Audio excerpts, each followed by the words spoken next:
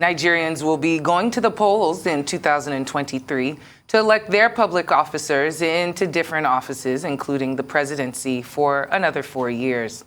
The elections will take place against a backdrop of complex economic, political, and security challenges. And the outcomes of the polls will have far-reaching implications, not only for Nigeria, but the entire West African region, which faces political instability in the wake of several recent West African coups. Politically, various rifts have developed along the lines of the country's federation. The very legitimacy of the Nigerian federal state remains highly contested. For many Nigerians, the 2023 polls present an important opportunity for a change in trajectory. Most attention will be on the ruling party candidates of the All Progressives Congress and the prominent position or opposition of the People's Democratic Party, given their dominance of the political space. Joining us now to speak on the drama of declarations in the ruling APC and the 2023 elections is Boye Oyewunmi, a senatorial aspirant and chieftain of the National Democratic Coalition. We'd like to thank you for joining us on Newsday this afternoon. Thank you for having me. Yes. First, I want to commend you for resigning your position. We know that you were the former vice chairman of ONDIPA, and you did this in accordance to the bylaws of the APC in order for you to run for a Senate seat in the coming elections. So you have resigned, and we see in the news that there are some presidential aspirants who fall under similar territory that have not resigned themselves. Without naming any names, we know that there are a couple of ministers who fall under this category. I just wanted to get your opinion on the situation, especially seeing as you yourself had taken that painful bullet to resign your own seat in order to contest. Well, the situation as it is now is rather difficult to interpret. I think what has happened is a laxity in the regulations and the guidelines for what needs to happen.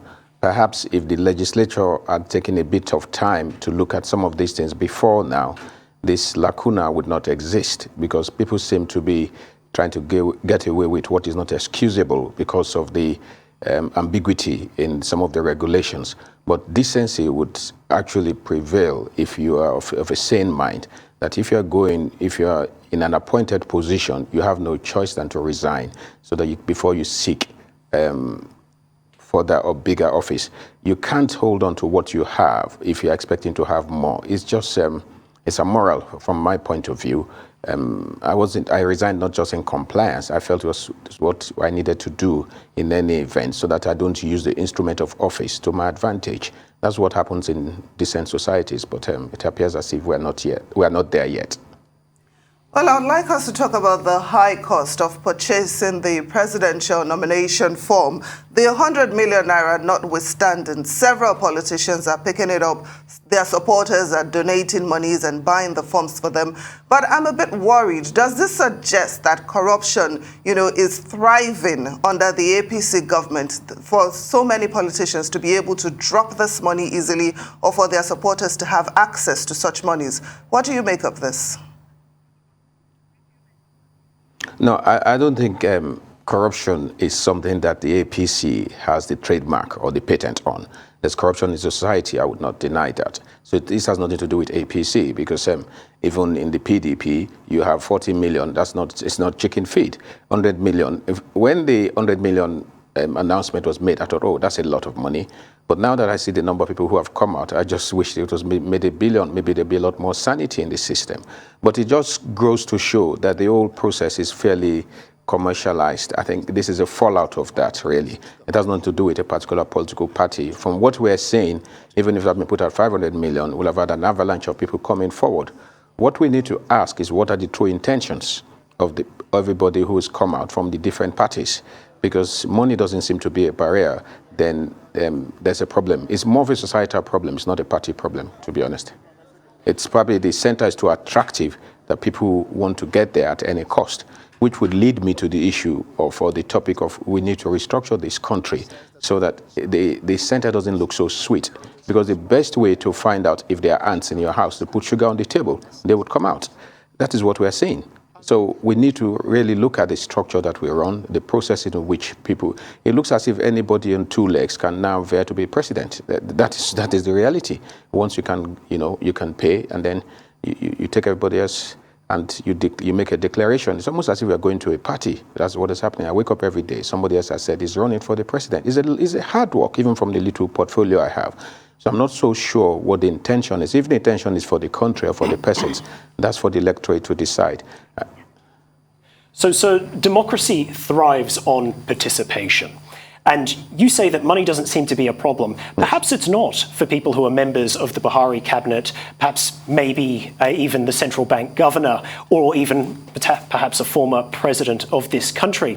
But for many people, money is a problem. 100 million naira is a huge amount of money, and 1 billion naira is simply inconceivable. We've seen other parties make discounts of sorts or lowered the cost for specific groups. If you say that the cost should be higher, isn't that just keeping everyone out of politics who isn't a big man already? No, I think you got that wrong. I wasn't saying money is not a problem. What I'm saying is that I'm appalled by the number of people who have come out, and that when it was put at 100 million, I thought that's a lot of money.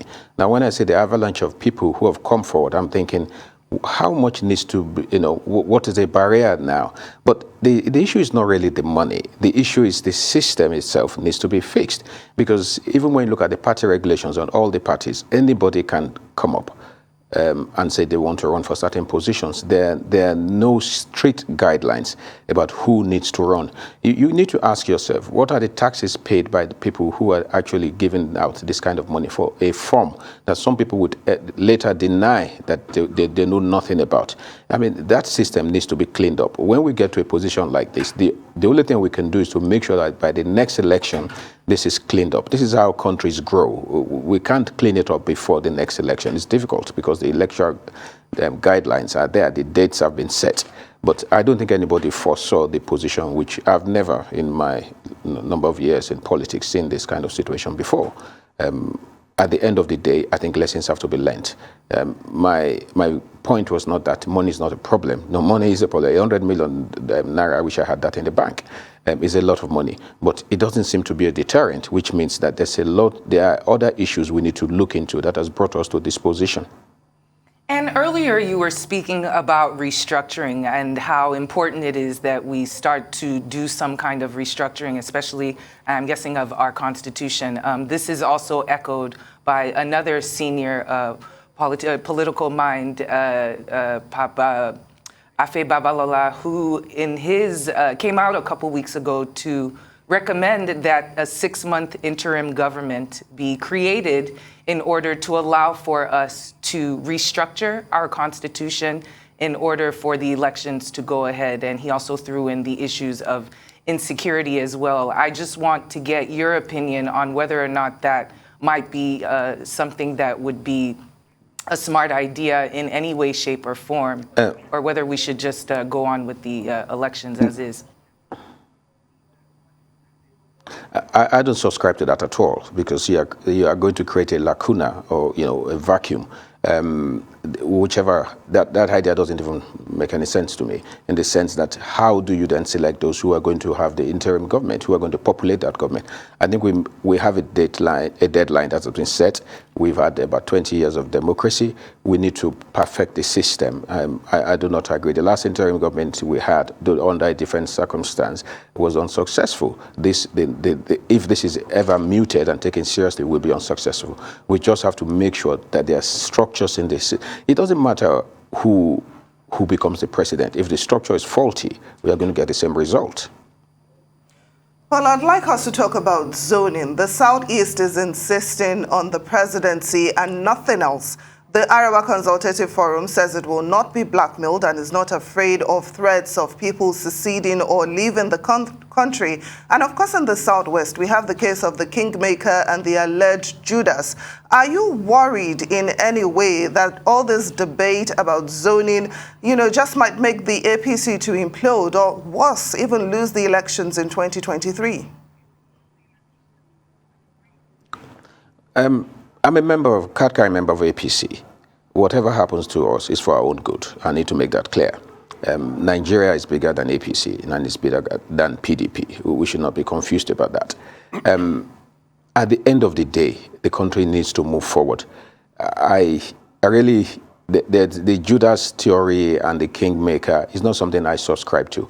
I think the Southeast need to have a seat at the table very, very soon, if not now, because in 20 years they've not had any mention at the appropriate mention, and they need to have.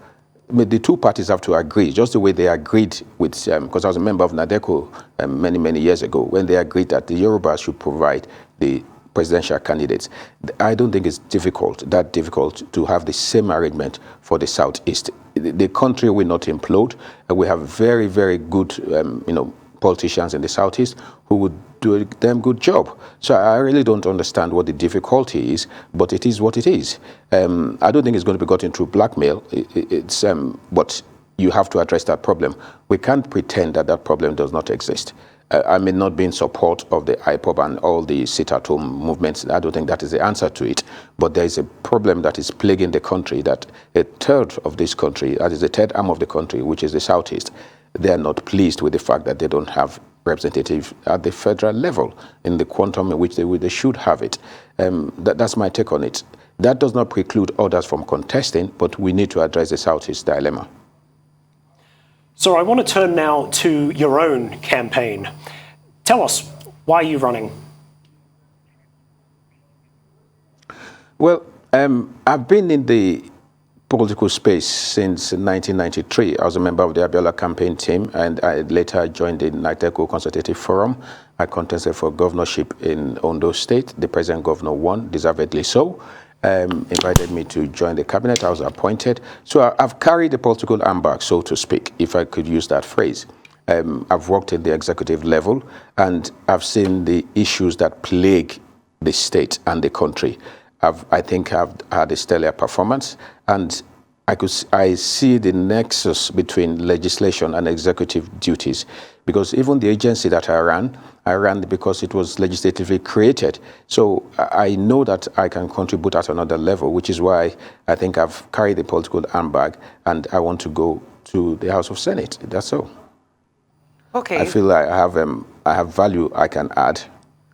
We heard that you were also physically, mentally, and emotionally prepared for the role.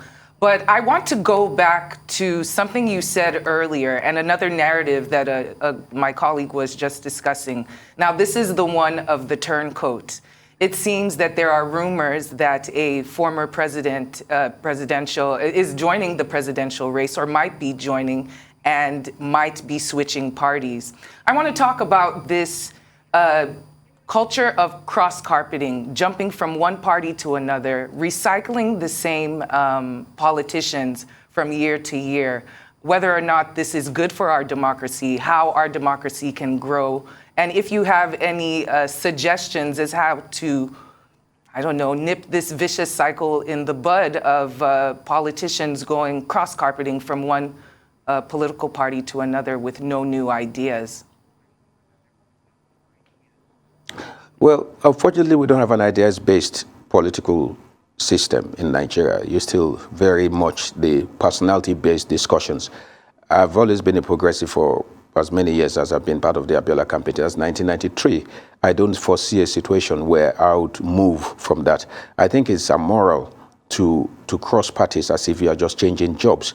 But because there's no ideology, basically, in Nigerian political space, and people are moved a lot more by self-interest, not by they're gaming the public. It's as simple as that. I mean, that's how I see it. You know, you're APC today, by midnight, you're PDP. And if you don't get a ticket, you go back to SDP or you go back to APC. It's an embarrassment of some sort.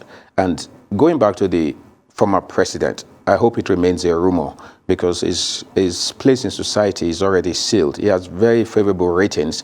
I just pray it doesn't come back into the murky waters of Nigerian politics as it is today. I just hope it remains a rumor because that's the only thing that could save him a lot of face. It's embarrassing to even drag him into a race at this stage.